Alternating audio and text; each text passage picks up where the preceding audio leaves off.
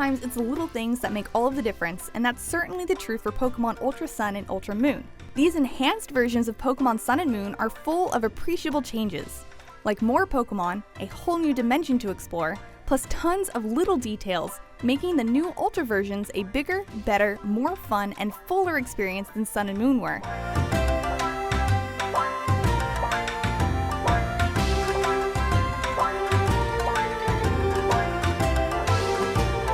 Immediately, Ultra Sun and Ultra Moon satisfied me with small changes, like a more brightly colored UI with a quick way to save.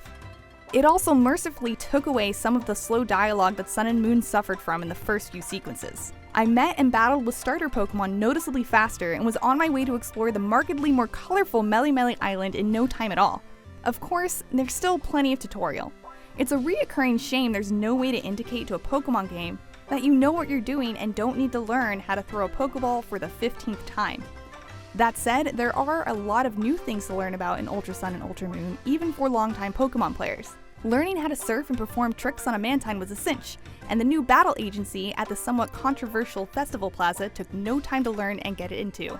Mantine surfing is a fun little distraction with a super cool reward for doing so, even more special than the beach points aka battle points it grants. The battle agency offers a Pokemon to rent for battle and kept me coming back to try something new. Plus, it grants hundreds of festival coins per win.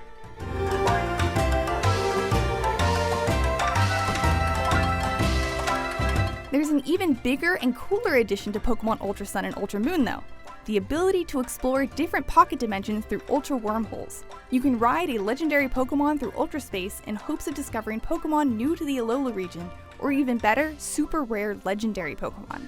Many island trials, the gym replacements in this gen were left largely alone, but others were changed for the better. They still aren't very difficult, but they are more inspired, as is the change in the story. I don't want to overstate how much has changed in Ultra Sun and Ultra Moon, however. I'd expected the story to be, well, more different than it actually was. Aside from the occasional interjection from the Ultra Recon Squad, the progression is pretty indistinguishable from Sun and Moon up until the plot climax about 25 hours in.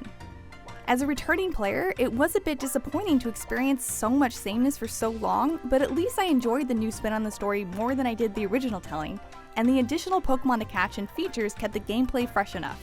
I don't want to spoil this battle for you, so we won't show it, but there is a pretty cool boss fight introduced through this newish story. It is, however, a bit oddly placed for how difficult it is, leaving the remaining trials in Elite Four on the easy side considering I had to grind to get past it. And then there's the endgame. Trust me when I say there's plenty of new stuff to do here, including the Ultra Wormhole mechanic that kept me playing after the credits rolled. But throughout all 35 hours of the main story, a couple of small additions made Alola feel more lifelike and charmed me more than it had any right to. Sometimes, Pokemon reply with more than just a cry when you interact with them.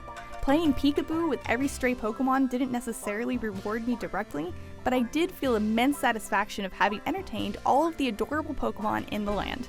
There is much more to many of the NPCs this time around as well, with their own stories to be told and problems to solve. Some of these are funny, others heartwarming, and all of it is optional and feels good to complete. I was fine with the lack of mid-gen Pokemon expansions over the past few years, but I'm glad Pokemon Ultra Sun and Ultra Moon exist as Pokemon's swan song on the Nintendo 3DS. These upgraded versions not only have everything I enjoyed about Sun and Moon, but augments them in important ways.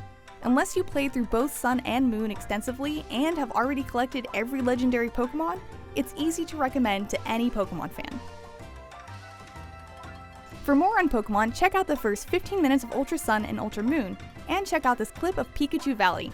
And for everything else, stick with IGN.